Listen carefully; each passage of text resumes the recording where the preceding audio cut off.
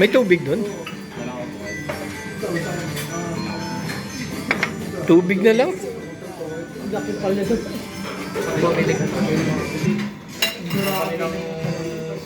Okay na po yung ganito. Sige po.